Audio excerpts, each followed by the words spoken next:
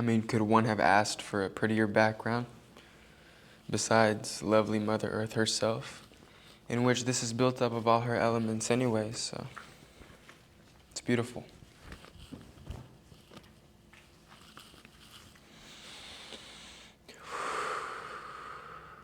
Hello, it is Rain Cordio, under the canopy of the Most High. Join me today as we are guided through this light. Today we're going to be talking about the collapse of finite identification into the discipline of surrender. Finite identification, in simple terms, is any part of your identity, who you think you are, your current ego structure, the cyclical loops of daily activities that have caused you to build pattern recognition and create a form of understanding of self upon. All of these understandings are finite identification, allowing our identity to be set in something that is not set in stone, aka something that will wither away, something that will die. Although energy cannot be created nor destroyed, only alchemized.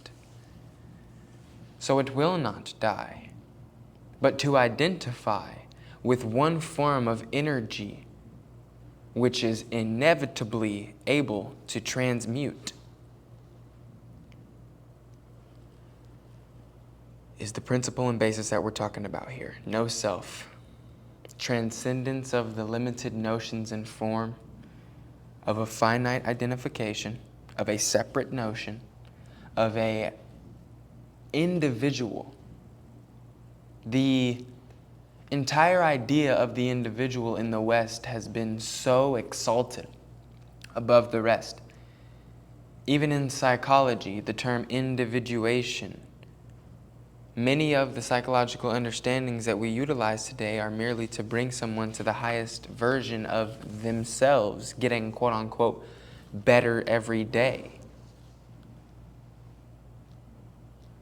But how can one get better every day when there is already one who is the best for the beginning till the rest of time?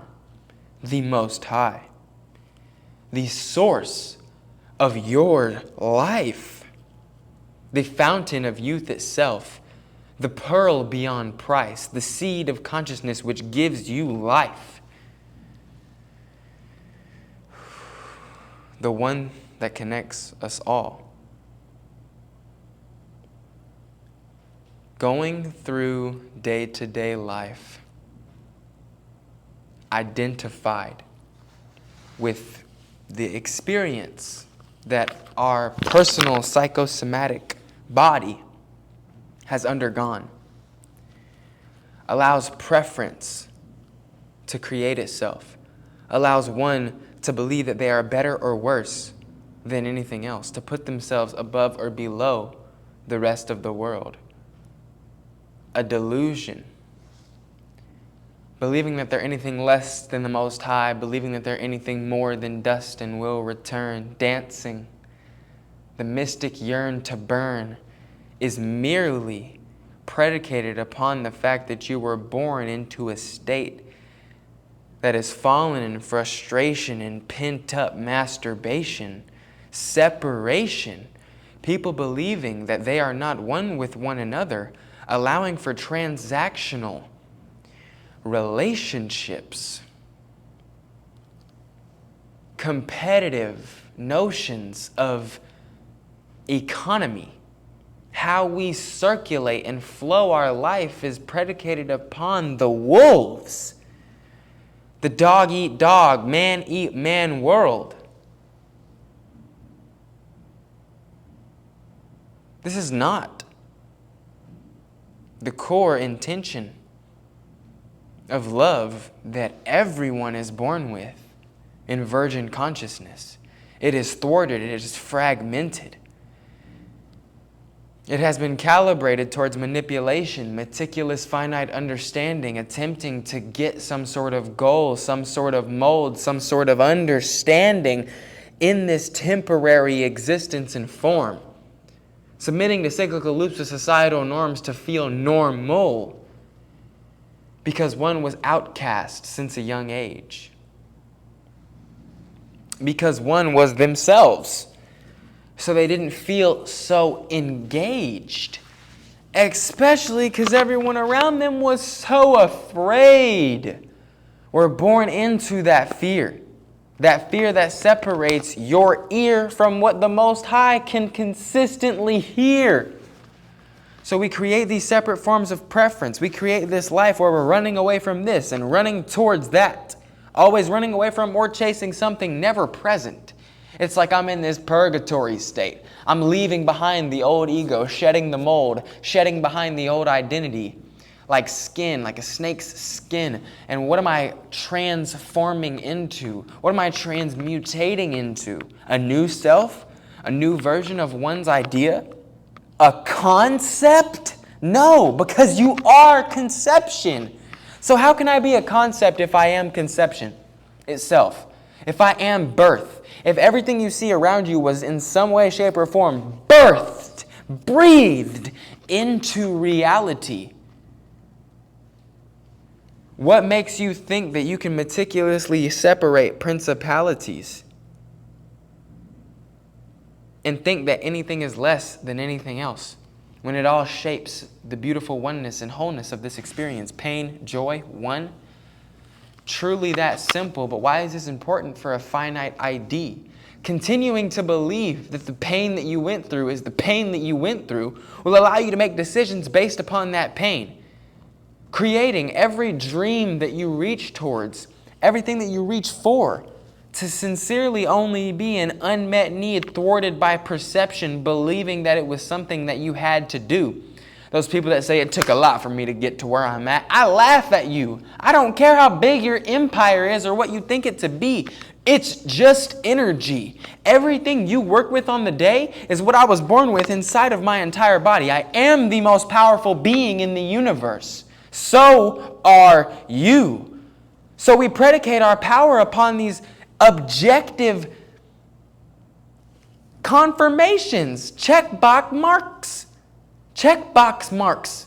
Mark the checkbox. It ain't even a thing, and they all need X's. 0. Flatline. All your understandings of life. If you believe that you're a being that brings some sort of notion and understanding to the world that's helping people, you already fucked up. You already got it wrong. But who is getting it wrong when there is nothing to get wrong or right? Just a continual flight of the Most High, touching down in one airway, running up to the next. The whole entire index of experience. So having grace for oneself through the time where one is surrendering everything that they once identified with to the Most High, to 0. Back to the one, back to the infinite. When I meditate at certain times, especially in the Savasana, corpse pose position, laying down flat completely. If one has never heard of this, it's ironic that the most difficult yoga position, never skipped in any class, is merely laying down flat on the back with the arms facing the sky and breathing. Thoughts, sensations, perceptions, formations, impulses, all arise, focusing on the breath. Not as easy as one may think in the beginning, but the effort that it takes to genuinely make love out of this life is actually effortless. We believe that it's going to be such a weight that we have to carry. To walk with Christ, to be one with the Most High, to emanate a consistent perfection without having to meticulously worry about what lesson particularly is being learned right now, besides just allowing it to integrate, not putting aside what needs to be faced at the moment. You think it's a big weight to carry. You think it's all this work.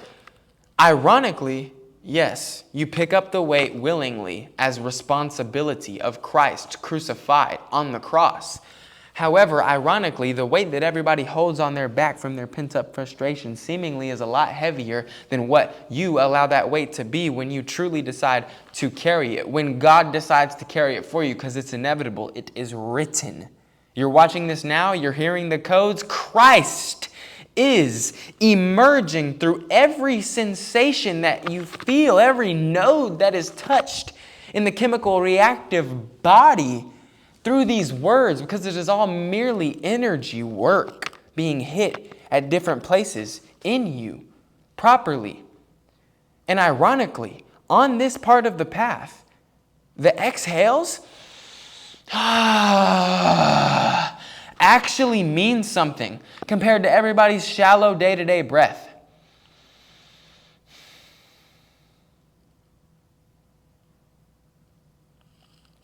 You'd think it's going to be difficult, but how hard is it to freaking lay down? Ironically, harder than I thought it was going to be to keep a straight spine. To create focused intention, not allow your thoughts of the mind to fall far behind, right back into finite identification. I notice that even when I'm laying down in that corpse pose, my mind just veers off to thoughts without my control. I try to focus on the breath and then it just disappears and I'm right back in thought. I'm right back in desire. I'm right back in trying to figure out what I'm going to do when I get where. Because that's all the body knew for so long, is what to do next based on the index of fear that we're feeling right now. Consciously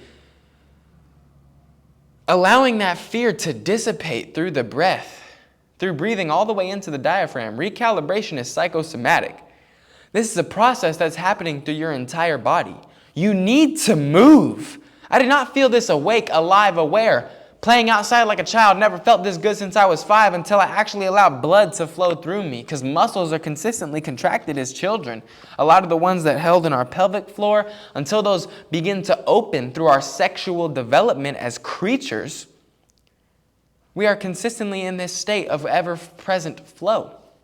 Of course, trauma can happen to the body at such a young age to where those blockages are created so early. And one maybe at 5 years old didn't get to experience what it's like to be a kid playing outside. So what now? Cry? Make some sob story out of life? Or take the fact that you're watching this video in a comfortable setting and do something with it? Breathe for your ancestors that couldn't. My father broke his back right before I was born. Every time I'm in yoga, every time I'm in a stretch, every time I'm in deep, disciplined surrender towards Zero, the Almighty, I stretch for my pops. I stretch for my moms. I stretch for the people I know in my life who either weren't willing or weren't scripted. I don't even know. Don't ask me. I'm a fool. I'm out here privily frolicking, playing in the meadows of the Most High. I'm not bringing you some sort of finite understanding like, yep, this is what you're supposed to do in this life for this particular purpose and reason. Everything is happening for zero reason automotive. The second our ego begins to particularly create a meticulous reason behind it is when we submit to cyclical loops of egoic male understandings that create the society that we live in today. Full of estrayment, confusion, illusion, believing that something has to allude toward a particular meaning, forgetting that meaning is within everything that we experience in every intricate moment of today. And it's the English language that is the plague. It's the language in general, Tower of Babel, the way that we interpret the energy that we see and feel on the daily in Aramaic light language, the one that Jesus spoke. 20 words can mean one. The Shem is the all-encompassing word, but God can't be all-encompassing in the English language because the English language is merely conceptual. Every separative notion and form, you look at one little thing and say and proclaim that it's different from this and that. How can a flower be separate from the soil, the dirt, the rain, and the sunlight? But it isn't, because they're one. They take each other to flourish, to create the beautiful picture that we see now. You're not separate from your breath, the water, the wind, the fire. Every single one of these elements abides within your body.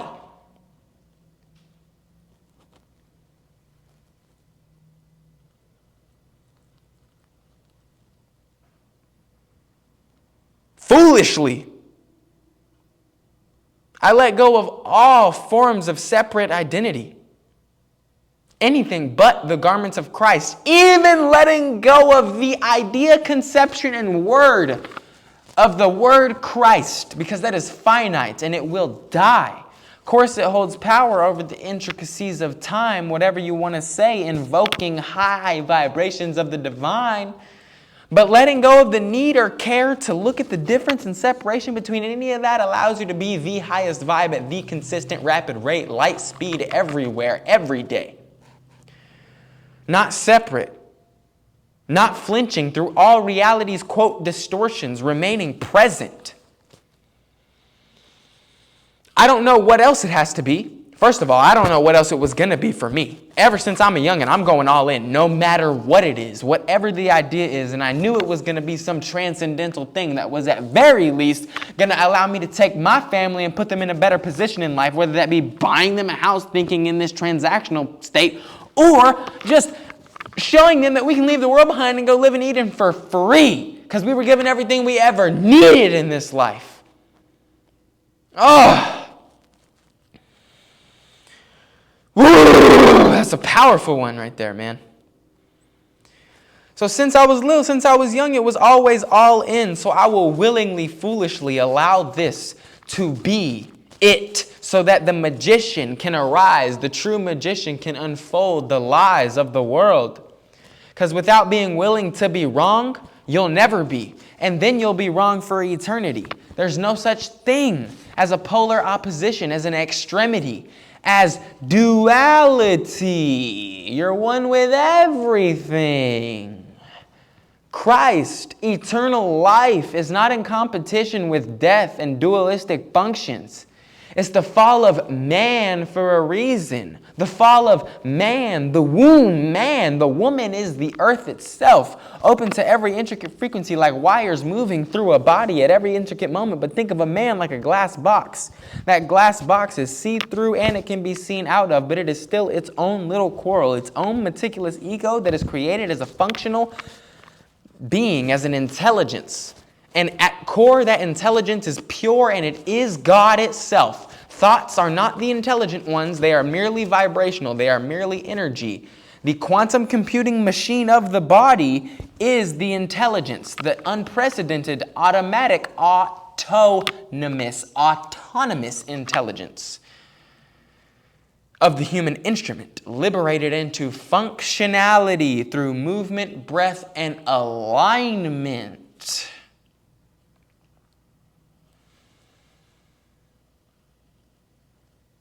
Ultra instinctual. Life is happening at perfect play. So of course I'm willing to be wrong to see just how much this embodiment will lead me to.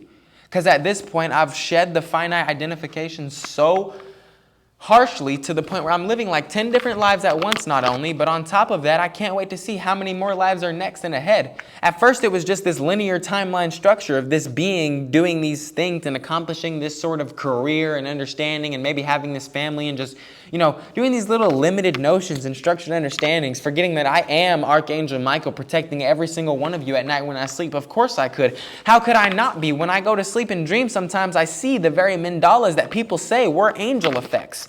I'm not just communicating with an angel at night. I am. And I am not. For the absolute has no title, holds no understanding, has no name. It merely just is omnipresence. How could you put a title on everything itself? On life? How could you formulate it to a particular meticulous unfolded understanding? The twins.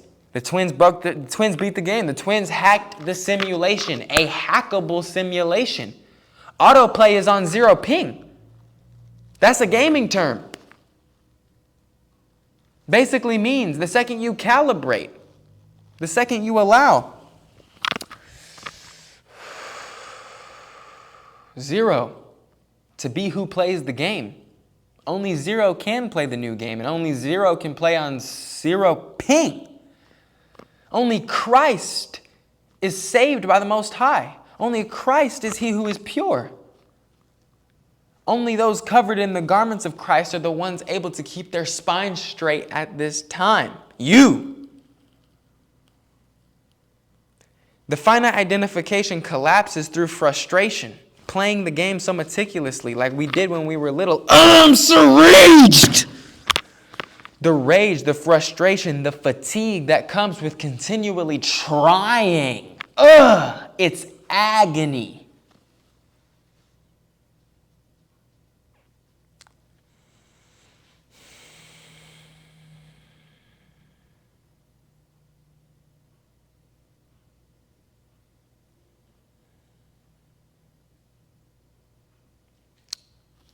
So it is a beautiful game, but what about all the pain? It only becomes such pain when the ego takes the loops that it's ensuing and allows them to go into the downward spiral of density and solidified form and brick buildings and grocery stores and needing to buy food, control of your fellow man instead of taking his hand and realizing he's your brother. Fear, tribalism, survival instincts of the animalistic sloppiness. We are God. We are the human instrument playing beautiful music. So yes, life in and of itself is perfect, and I'm not telling you to be no sort of type of way. It's like Yogananda said to his disciples, every single one of you is perfect. Every single one of you is the perfect emanation of God. And I bear zero judgment because there is zero judge coming from some finite, limited understanding, thinking that I'm better than anybody else in this particular form. The second I think I'm better than the bum on the street, I, become a radical evangelist of control. A revivalist of the old, of the colonism, the colonization, across nations, instead of letting things be free as they're supposed to be, not transactionally manipulating the fellow man that is right here next to me. If we are God, we are born in harmony, in virgin.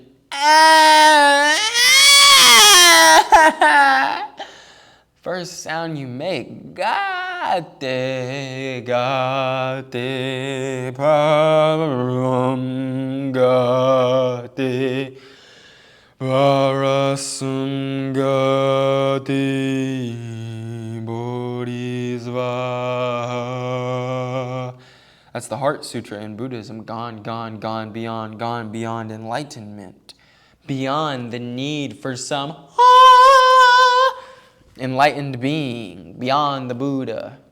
Greater things will you do on this earth than me. Quote, Jesus.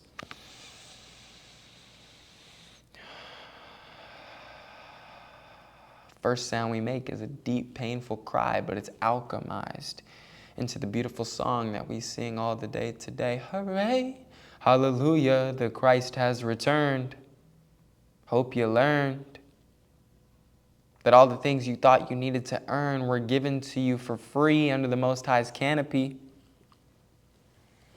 Laughably, I see society in it. To put this all into perspective, there's people in Gaza dying right now, being bombed by these little kids playing their Children of the Corn deity sacrificing Minecraft game on a survival island, blowing each other up and stuff.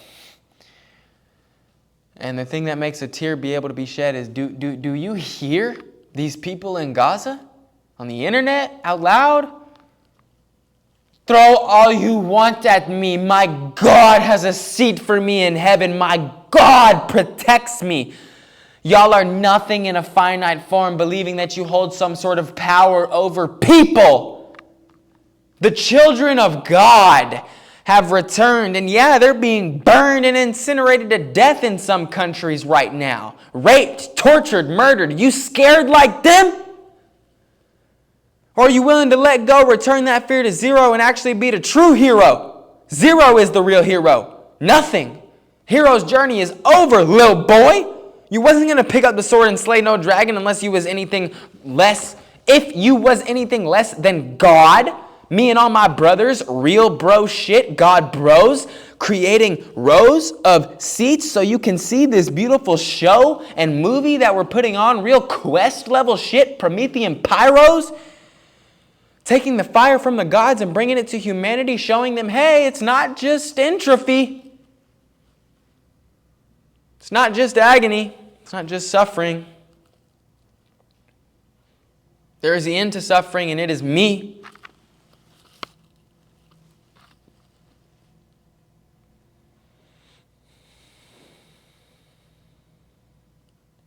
Real Spartan shit. It's not good or bad. It just is. Surrendering that warrior spirit to the face of God to calibrate nature back to itself. Because you are nature. Man! Some of these people I see of lighter skin complexion in the public and the world are so white, I can't even look at them for long enough because it's painful. But when I do, you see God eventually in every being. I mean, yeah, there's soulless creatures walking around, but even that split moment of eye contact, how did the eye become a thing? Key to the soul. Window.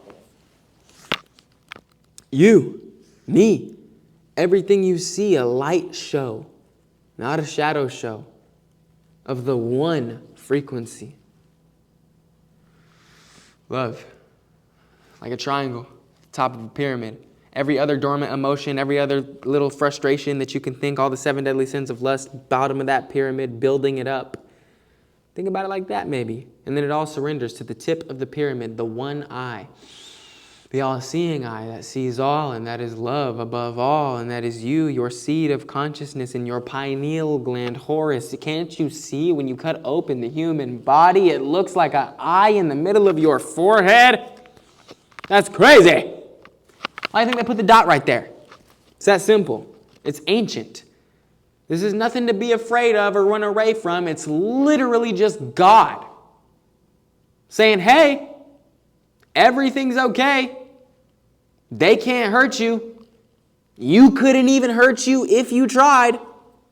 You couldn't fuck it all up no matter how hard you tried, because life takes care of life auto-magically, consistently throughout the intricacies of what some would call time, but it's just an ever-present unfolding moment. So there's no old self you're trying to shed and new self you're trying to step into. That in-between space that we all talk about is really just presence. Sit in it now. You'll be led to the next action. When you surrender, when you do these sort of actions, these yogas, when I do one stretch, one posture, blood is being hydrated into those cells that were dormant once before. The body holds emotional experience, trauma. The brain can't hold it all. It calibrates to the organs.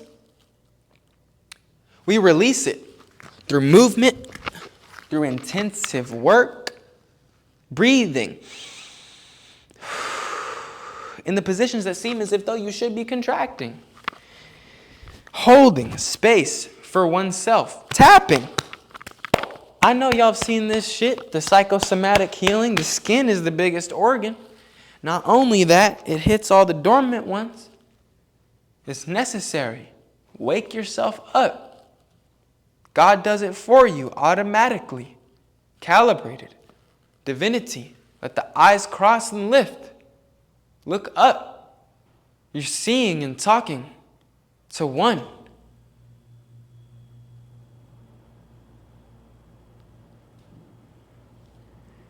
That in-between space of presence is exactly where you're sitting when you're in any sort of stretching position, in any sort of meditation, and consistently surrendering. The whole point is not to pick something new to identify with. That's 1,000 miles an hour in the wrong direction. Not your wife, not your life, not your kids, not your family, not your anything except God, because we are all the face of it. Individually expressing oneself, universe, one song. Shiva and Shakti dancing to the one song, consistent consciousness, seeing and directing energy. And it does it automatically through the collective plane of the highest frequency available. The Most High. Here today to be a guiding light towards all of your divinity.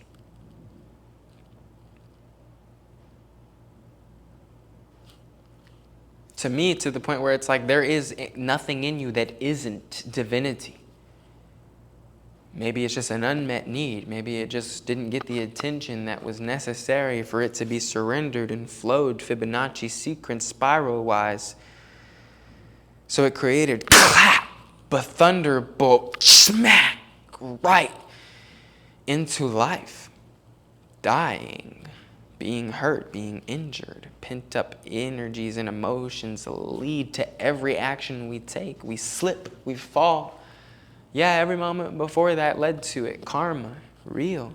Do the yoga of karma, of giving in the places that you know need to be given, of giving attention to the places you know need attention, of not putting things in the mind to the side that need to be zeroed out, surrendered. When I breathe and meditate, I imagine in the in-breath, I'm a catapult. I am a catapult. One of those big, big wooden catapults.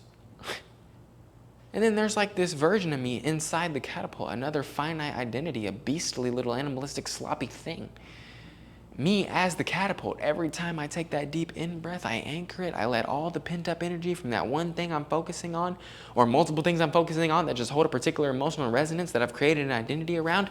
And when I take that out breath, that catapult fucking shoots that little freaking guy right back to zero. Surrendered. And that is the discipline of surrender. When you take every dormant part of yourself that feels as if though it's reaching, that is in agony, that is in pain, that is anything less than God, and surrender it right back to the Most High, zero, eternal life, the center of the sun, the water, it gets given right back to you in the perfect form, an innocent dream that was supposed to become true anyways. All innocent dreams flourish auto-magically through Christ, through you, through the collapse of a finite identification, allowing one to calibrate into God's nation. Full 0-point autonomous ultra instinct. Autoplay. Life takes care of life. There was nothing you needed to do to survive. You were here to thrive.